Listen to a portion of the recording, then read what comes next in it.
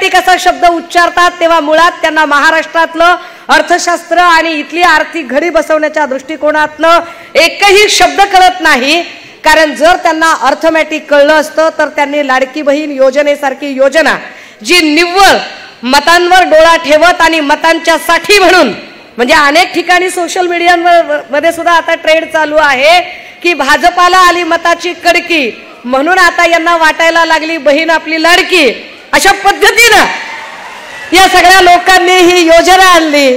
मला सातत्याने मी अर्थमॅटिकचा काय इथे संबंध लावते त्याचं कारण सांगितलं पाहिजे की महाराष्ट्रामध्ये सातत्याने अंगणवाडी सेविका असतील, आशा वर्कर असतील, हेल्थ सेंटरच्या प्रायमरी हेल्थ सेंटर मधल्या आमच्या सगळ्या परिचारिका बहिणी असतील, विना अनुदानितच्या शिक्षिका असतील, या सगळ्या मायमाऊल्यांचे पगार, ज्यांचा हक्काचा कष्ट केलेला पगार आहे, जो पगार त्या सातत्याने मागतात तो पगार सरकार त्यांना देत नाही. तिथे पगार द्यायला त्यांच्याकडे अजिबात पैसे नाही आहेत. मात्र एका योजनेसाठी मात्र ते पुढे येतात.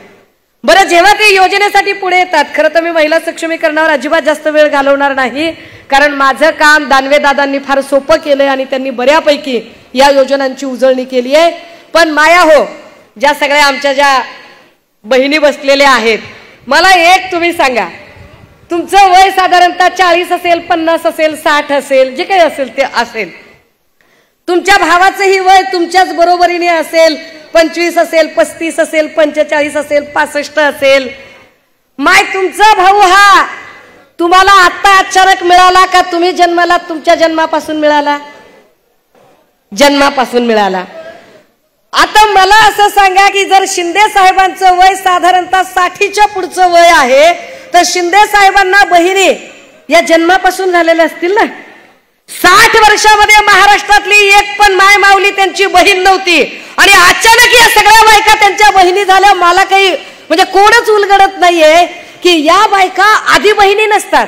21 वर्ष आधीची बहीण नसते आणि ती 21 वर्षाच्या नंतरची डायरेक्ट बहीण होते.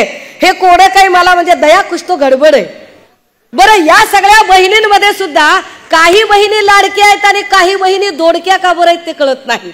काही बहिणी त्यांच्या प्रचंड लाडक्या आहेत. म्हणजे पूजा खेडकरच्या प्रकरणामध्ये जर UPSC सांगते ऑब्जेक्शन घेते, कॅट ऑब्जेक्शन घेत आणि त्याच वेळेला डिपार्टमेंट ऑफ पर्सनल ट्रेनिंग मात्र त्यांना क्लिअरन्स देतं. डिपार्टमेंट ऑफ पर्सनल ट्रेनिंग अखत्यारीत येतो ते मोदीजींच्या, तिथे तिला क्लिअरन्स मिळतो. म्हणजे पूजा खेडकर ही एक लाडकी बहीण होते.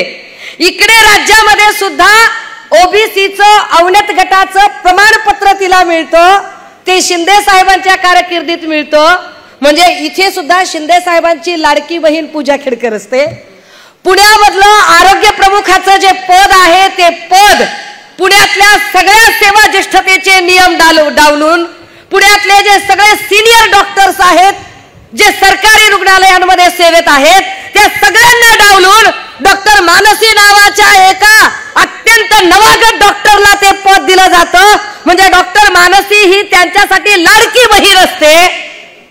अगदी त्याच वेळेला सातत्यानं महिलांच्या प्रश्नांवर बोलण्यापेक्षा, महिलांवर होणाऱ्या अन्याय अत्याचारांवर बोलण्यापेक्षा लोकांच्या आयुष्यात डोकावणे आणि लोकांचे आयुष्य उद्ध्वस्त करणे असं करणाऱ्या वाघबाई सुद्धा त्यांची लाडकी बहीण असतात.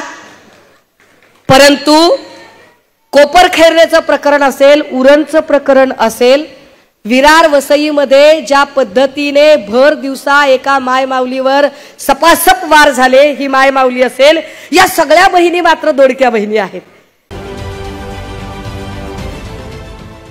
देश विदेशातील प्रत्येक घडामोडींचे लाईव्ह अपडेट मिळवण्यासाठी आता साम टीव्हीच्या सर्व सोशल मीडिया प्लॅटफॉर्मला लाईक, फॉलो आणि सबस्क्राईब करा. तसंच सर्व नोटिफिकेशनसाठी बेल आयकॉन प्रेस करायला विसरू नका.